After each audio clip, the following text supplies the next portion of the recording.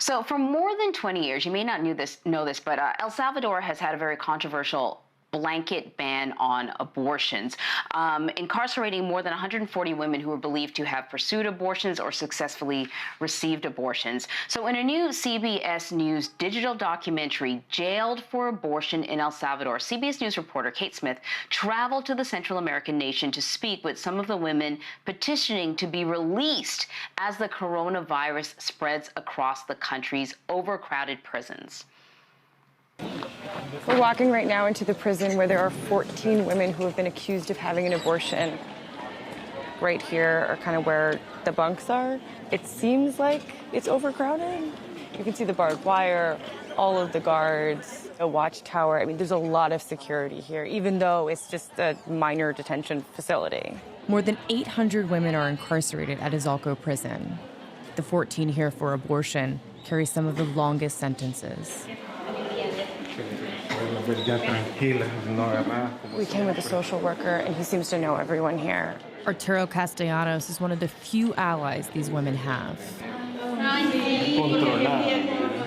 Right now we're with 13 of the women that have been criminalized for abortion in this country, and they are pending more than 30 years. Some of them have 10, 5, 7 years inside. The state would say that all of these women are here because of an induced abortion on purpose. All these women are being here in jail because of miscarriages, and the state changes the felony to first-degree murder. None of them would say that what happened was a homicide. None. All of single one of them has suffered a miscarriage. Wow. So Kate Smith is joining us now. Kate, just that last little segment there with the social worker, I have so many questions.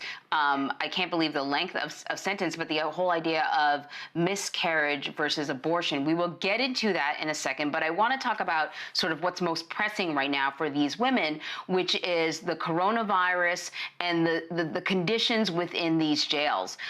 We got a little sense of what it was from the video, but can you tell us what it's like in there? Of course, and thank you so much for having me. El Salvador is known for having, kind of notorious prison system, and the prison that you saw in that clip is certainly no exception. And let's just start with the location. When we were there, we were told that these prisoners weren't allowed to have any visitors for the past year. And that's because the area where that prison is so dangerous that the police and the guards can't control it. And so not only are they not allowed to have visitors, family told us that they weren't comfortable even visiting this area. And, just from our experience getting to that location that you see right now, about 3 police checkpoints, it took us about 90 minutes. So already they are just in a position where it is very dangerous. Now, let's go inside the prison. When you look at those bunks, what you're looking at right now, it is overcrowded. I spoke to one of the guards. They said over 800 women are incarcerated in this prison. That is almost 2x what the supposed capacity of this prison is. When I was speaking to one of the women who is there, she said that she didn't have a bed for over 3 years. So, Anne-Marie, this is just, a few examples of, how these prisons are run in El Salvador and, these real people who are in them. And again, like you said, they are there for what they say was just a miscarriage. Wow. So give our audience a sense of the unintended consequences of the abortion ban, Kate. Well, Vlad, that is one of the most interesting things, and it's what compelled us to want to go to El Salvador. So last year, when the United States was looking at so many of these 6- and 8-week abortion bans, a lot of people who were opposed to these bans, they cited these unintended consequences. The idea that, if you miscarry, it would be very difficult for a doctor or a prosecutor to be able to tell the difference between an abortion and a miscarriage. We heard that women who had less resources would be particularly vulnerable to these laws. Now, in El Salvador, all of the things that these, pro-abortion rights advocates on the ground in the United States warned would happen, they're happening in real time in El Salvador. So what happens is that these laws disproportionately target women who are often illiterate. They live in rural areas. They don't have access to health care. And just to prove that point a little further, we actually spoke to a group of wealthy women in El Salvador, and they told us that many of their friends were able to access abortion because they can travel out of the country. They have a private OBGYN that can do this discreetly. So all of these things that, in the United States, what they warn might happen if these bans were to go into effect are indeed happening in El Salvador. So then, how do the proponents of this ban defend it? Why do they think it's necessary?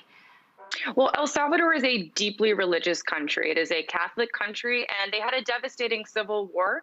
And after that civil war, the Catholic Church gained a lot of power. There was a power vacuum, and the church came in. And, I should mention the church did many, many good things for the country. They pulled a lot of people out of poverty, out of violent situations. The church has been very outspoken about the gang violence in the country, which is obviously a gigantic problem.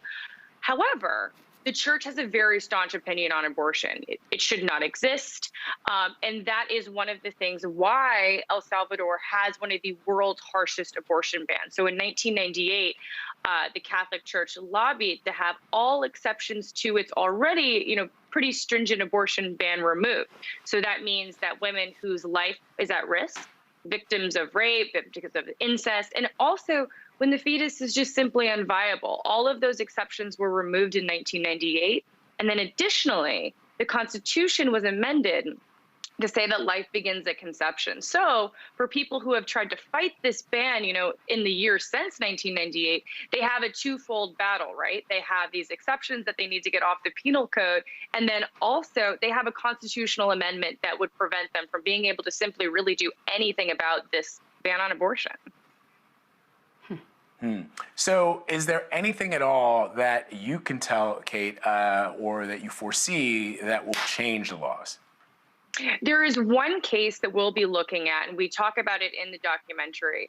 A woman named Manuela, when she was in her early 30s, she says that she suffered a miscarriage, and that's because she had lymphoma.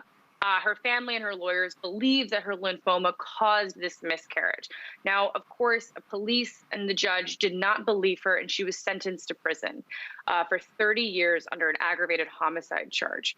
Unfortunately, Manuela only was able to serve 2 of those years in prison before she died of lymphoma. She was not able to get the care that she needed in the prison, and she died alone in a hospital. Now, the Center for Reproductive Rights has taken up Manuela's case as a way to try to, highlight all of the issues that women who suffer miscarriages face in El Salvador.